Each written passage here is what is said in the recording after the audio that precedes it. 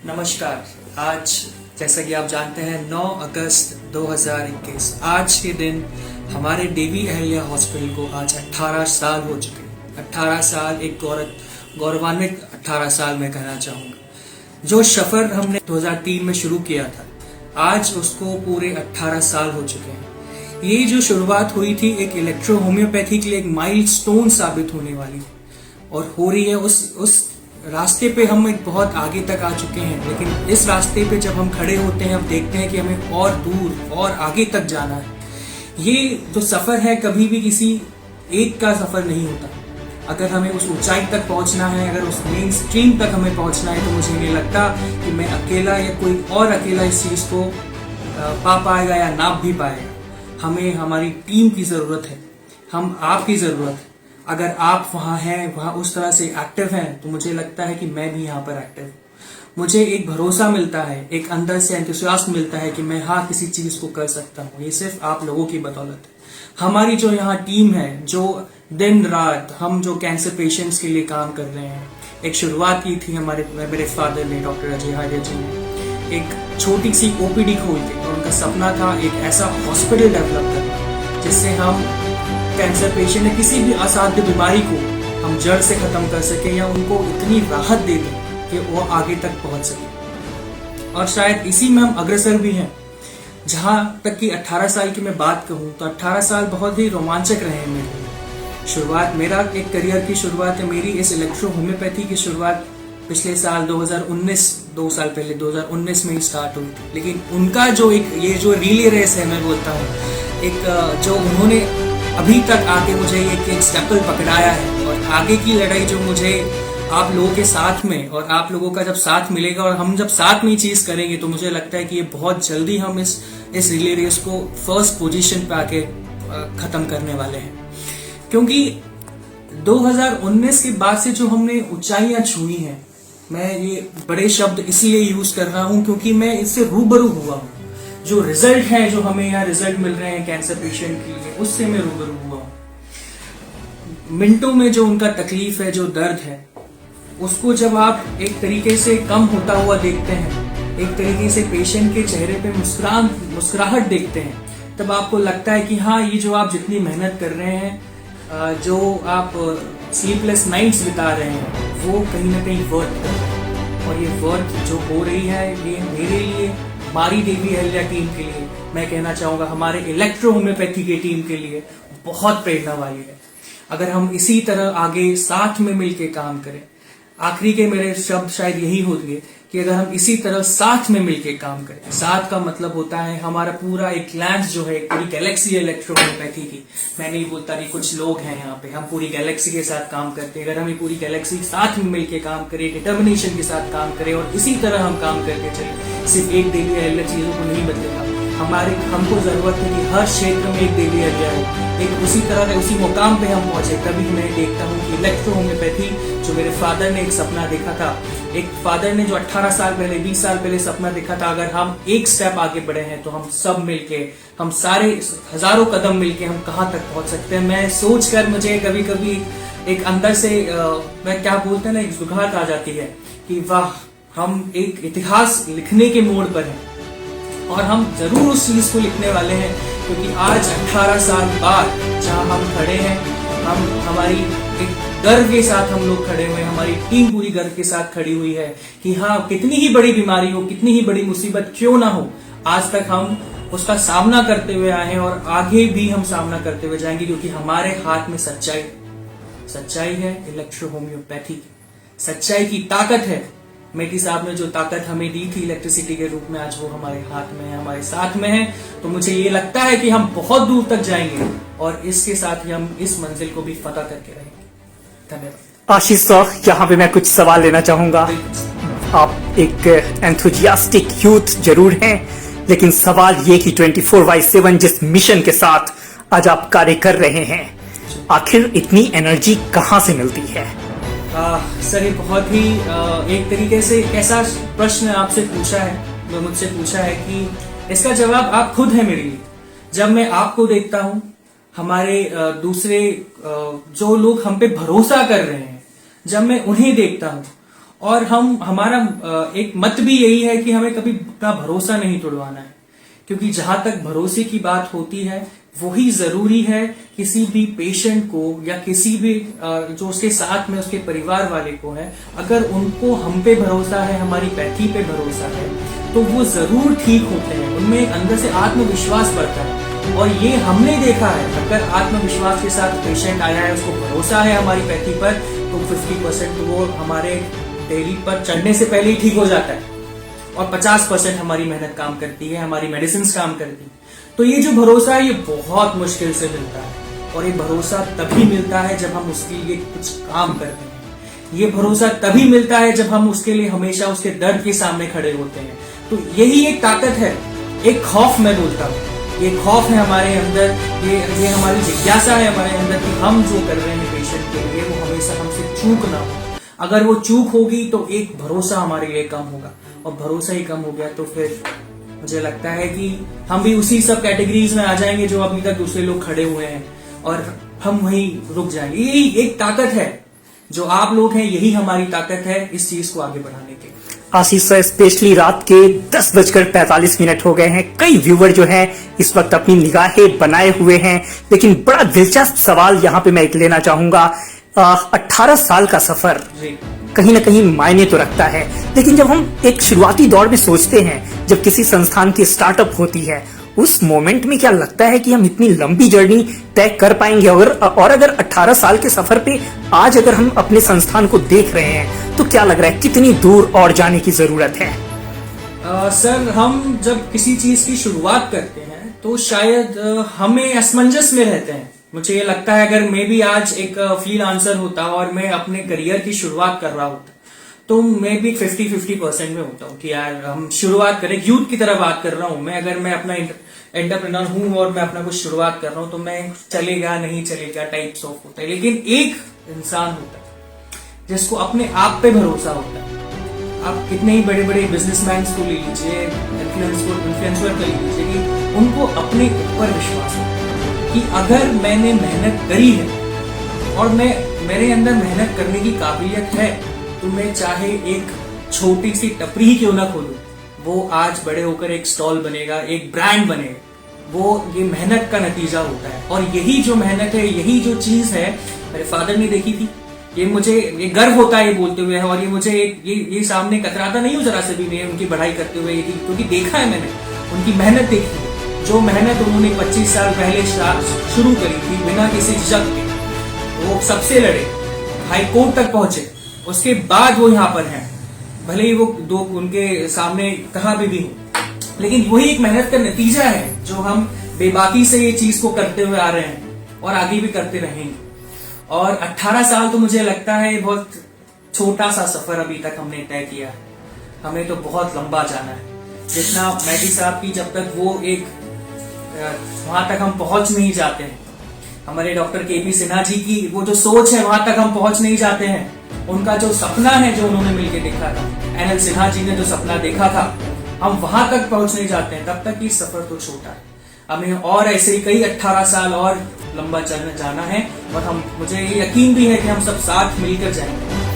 आशीष sir, मैं कुछ और सवाल लूं, लेकिन इस वक्त जो जेहन में मेरे सवाल चल रहा है वो ये कि डू यू थिंक कि इलेक्ट्रो होम्योपैथी में जो लीडरशिप की जो क्वालिटी है, जो फॉलोअर्स के सेंस में जो एक्सेप्टेंस चाहिए, लीडर्स तो हैं हमारे यहाँ, लेकिन देश की जो एक बड़ी आबादी है वो कहीं ना कहीं एक्सेप्टेंस के फॉर्म में नजर नहीं आ रही है, आज के हमारे ईएचपी के लीडर को एक्सेप्ट नहीं कर रही है। अगर मैं संस्थान की बात करूं तो मुझे ये बात कहते हुए गर्व होता है कि इकलौता देवी अहिल्या कैंसर हॉस्पिटल या फिर हॉस्पिटल रिसर्च सेंटर का अगर मैं जिक्र करूं तो कहीं ना कहीं एक फॉलोअर्स की तादाद यहाँ पे दिखती है, नजर आती है। लेकिन मैं आपसे जानना चाहता हूं इस वक्त लीडर्स के समक्ष कितनी बड़ी चुनौती है एक बड़ी फॉलोअर्स की तादाद खड़ी करने में। देखिए सर, जब भी हम एक लीडर की बात करते हैं तो उसमें क्या क्वालिटी होनी चाहिए? क्वालिटी डिपेंड करता है उसके व्यक्तित्व, उसका व्यक्तित्व कैसा है, वो किस हिसाब से लोगों को जोड़ पा रहा है, और फिर वही चीज विश्वास, कितना विश्वास वो दिला पा रहा है। और हम विश्वास उसी पे करते हैं जिसको हम परख चुके हैं। अगर आप अपने क्षेत्र में बहुत ऊंचे पद पर हैं, आप अपने क्षेत्र में बहुत अच्छा काम कर चुके हैं, लोग आपको मानते हैं, सराहते हैं, इज्जत देते हैं, तो मुझे लगता है असली हकदार लीडरशिप का वही होता है जो अपने काम से, अपने मेहनत से लोगों को जोड़े, क्योंकि तब वो जोड़ता नहीं, लोग अपने आप जुड़ते चले जाते हैं। फॉलोअरशिप तभी बढ़ती है जब लोग आपको देखते हैं और देखने के बाद प्रोत्साहित होते हैं, आपको देख के प्रोत्साहन खुद में लेते हैं कि हाँ, ये भी तो हम में से एक ही है, हम भी तो आप लोगों में से एक ही, सब में से एक ही। लेकिन लीडर वही होता है जो सबका भला सोचे, उसको किसी से मतलब नहीं, एक से मतलब नहीं होता।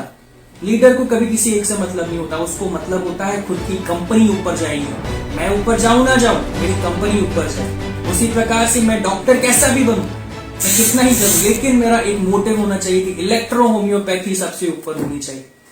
ये एक लीडरशिप मुझे लगता है कि इसकी जरूरत है हमें ईएचपी में अभी, जो ये ना सोचे कि मैं कहां पहुंच सकता हूं, वो ये सोचे कि हमारी इलेक्ट्रो होम्योपैथी कहां पहुंच सकती है। और वो कभी भी झिझकेगा नहीं किसी को भी जोड़ने से।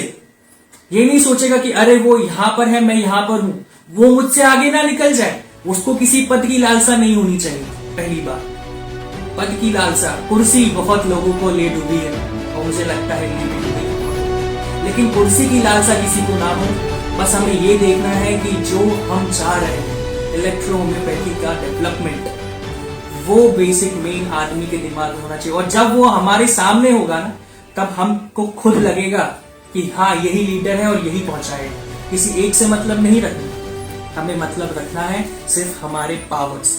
हम एकजुट होंगे, मुट्ठी बनेगी, तभी हम किसी का सामना कर सकते हैं। एक आदमी कभी किसी का सामना नहीं करता। और मुझे लगता है कि अगर हम एक हो जाते अभी तो शायद अभी तक हमें मिल जाती है, हम जिस हिसाब से काम करते हैं। आशीष सर, मैं जो अब सवाल लेने जा रहा हूं वो खास तौर पे आपके फॉलोअर्स के लिए बेहद इंपॉर्टेंट है। मैंने नोटिस किया है जब कभी भी वीडियो पब्लिश हुआ है देवी अहिल्या कैंसर हॉस्पिटल के इस फेसबुक पेज पे, आपकी व्यूअरशिप कई मायनों में आगे दिखी है। आज इस वक्त आपके दिल में क्या चल रहा है अपने फॉलोअर्स के लिए? सर, ऐसा कुछ नहीं है कि फॉलोअर्स या मुझे फॉलोअर्स बढ़ाने हैं या फॉलोअर्स, मुझे ये भी नहीं पता था कि अभी तक मेरे फॉलोअर्स भी हैं। शायद लोगों का काम अच्छा लग रहा है, मैं तो सिर्फ अपना काम कर रहा हूँ एक तरीके से। और अगर आप लोगों को ये चीजें अच्छी लग रही हैं और आप उसके, तो I am thankful to from the bottom of my heart कि आप मुझे, जो मैं शायद आपके क्षेत्र का भी नहीं हूँ, लेकिन फिर भी आप मेरी जो काम है उसकी प्रशंसा कर रहे हैं। और मुझे ये लगता है कि अगर हम सब साथ मिल जाएं एक बार मिलके हम खड़े हो जाएं, एक दीवार बना लें, तो कोई भेद नहीं सकता है। और हमारी जो वो आर्मी होगी ना, वो आर्मी किसी भी पैथी, किसी भी गवर्नमेंट, किसी भी मंत्री के सामने अगर हम सब मिल के खड़े होकर और एक मत के साथ खड़े, मैं फिर से दोहराना चाहूंगा, किसी एक मत के साथ खड़े हों, और वो मत होना चाहिए सिर्फ ईएचपी का डेवलपमेंट और उसका रिकग्नाइजेशन। इसके अलावा हमको और कुछ नहीं चाहिए। ये बात की बात है कौन किसको पद मिलता है, नहीं मिलता है, किसको क्या मिलता है। अगर आज आप रिजल्ट देंगे तो आगे चल के भी आप रिजल्ट देंगे। और आज अगर आप एक सीट ले लेंगे, एक पद ले लेंगे और आगे जाके रिजल्ट नहीं देंगे, तो कोई सेंस नहीं है उस पद का। तो हमें फोकस उस पर करना चाहिए कि जो आगे बढ़ रहा है, जिसमें काबिलियत है, उसे आगे बढ़ाएं और उसके साथ हम भी हमारी चीजों को बेहतर करें। ना कि ये जलत्व की भावना हो कि यार तुम ऐसा कर रहे हो, तुम वैसा कर रहे हो, और हमसे आगे कैसे निकल रहे हो। आप कंप्लीट करके ना गड्ढे भरते हैं। The pros and cons are always there in any system of medicine और एनी सिस्टम। तो हमें उस कोन्स को पकड़ के उस कोन्स को भरना है और उसको आगे लेके चलना है। और ये सिर्फ चीजें हमारे साथ में ऑलराइट। और अब मैं चाहूंगा कि कुछ रैपिड क्वेश्चन आपसे लो आशीष साहब। 18 साल के इस सफर में हालांकि कुछ ऐसे लम्हे आपके जरूर रहे हों यहाँ पे जो बहुत एक्साइटिंग थी। एक वो कौन सा मोमेंट है जो इस वक्त याद आ रही है, जो इस वक्त 18 साल के सफर में सबसे ज्यादा एक्साइटिंग रही? एक्साइटमेंट तो सर मुझे लगता है शुरू से हमारे साथ में हुआ है। 2003 से जो हमने स्टार्ट किया था, तब तो मैं बहुत छोटा था। और मैं ये कहना चाहूंगा कि मैं इस हॉस्पिटल के साथ ही बड़ा हुआ हूँ और उसके साथ ही ओल्ड भी हुआ हूँ जितना ये हॉस्पिटल है। हमने जब शुरुआत करी थी, आई वॉज लिटिल किड, मुझे ज्यादा आइडिया नहीं, लेकिन जब ये चीज एक महोत्सव के तौर पे जब हम इस चीज को देखते हैं कि जब ये ऑर्गेनाइजेशन हुआ था इसका और इनॉग्रेशन हुआ था हमारे हॉस्पिटल का और बड़े बड़े लोग आ रहे थे, मैं बहुत चक्का रह गया था कि ये चीज देखना कि किसी मेले में हम आए हैं।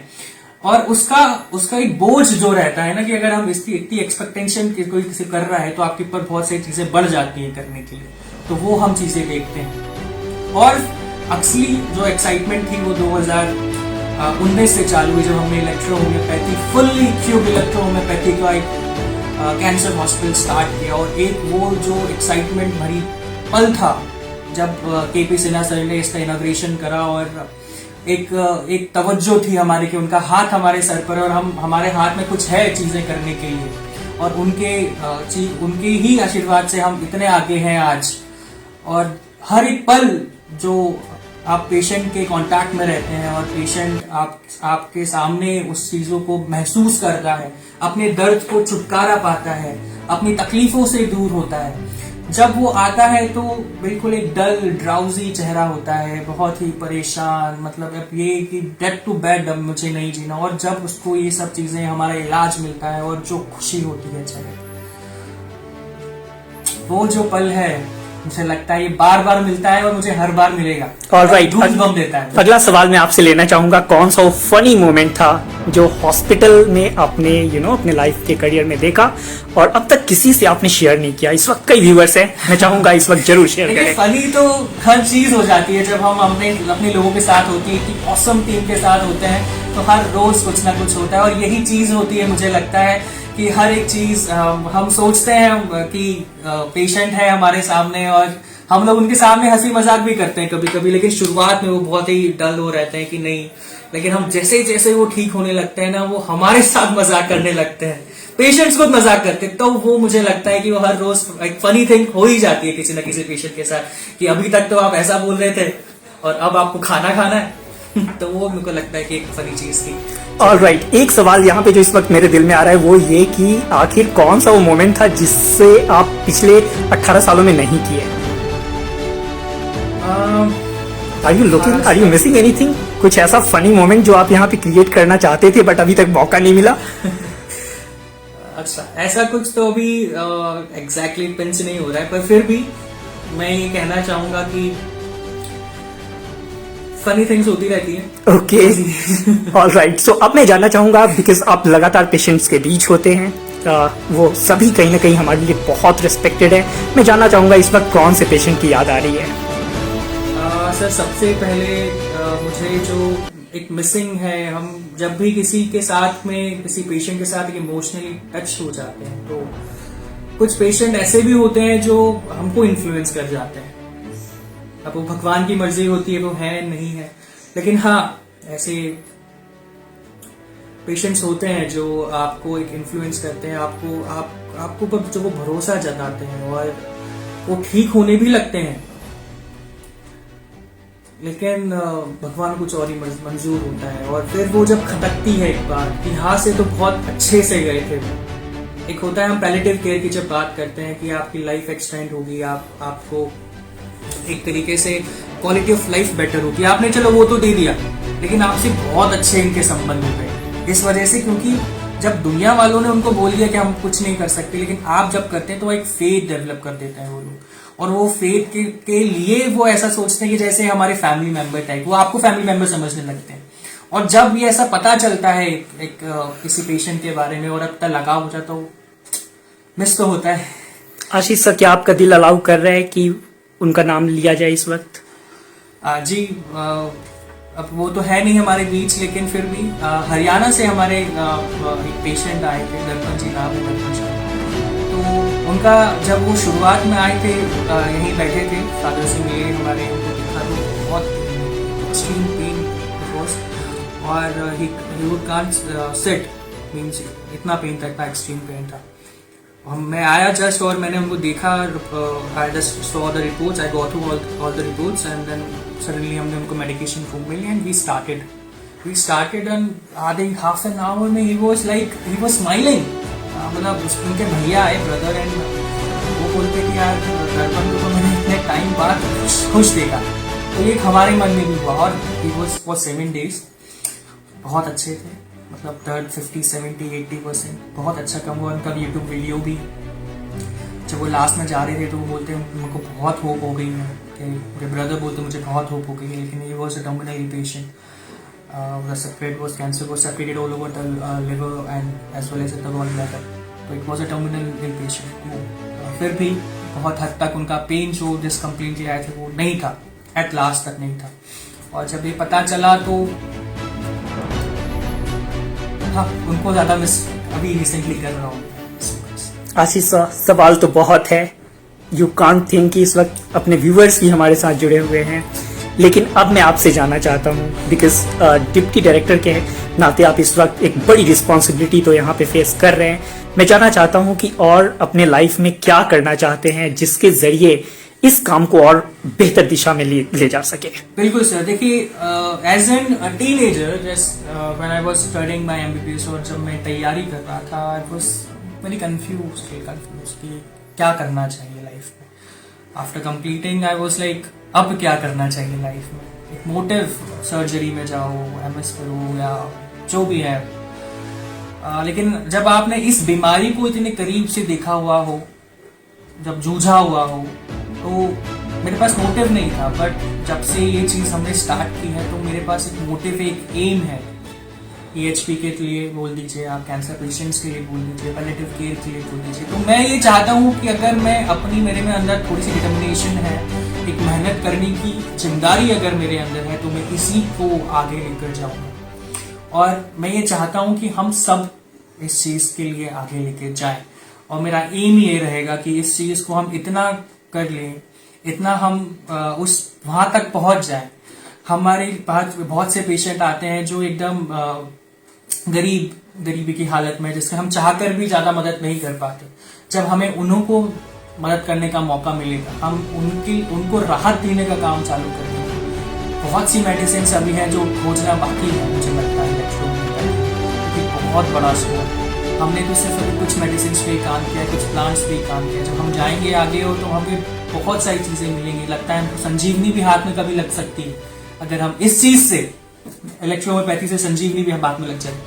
तो हाँ, मेरा एम वही होगा. आशीष, इस 18 इयर्स जो गोल्डन ईयर जिसे हम बोल रहे हैं, बहुत बहुत शुभकामनाएं, मेनी कॉन्ग्रेचुलेशंस. और होपफुली आगे की जो जर्नी हो बहुत एक्साइटिंग रहे आपके भी करियर के लिए. Hope for the best. Thank you very much for talking to me. Thank you.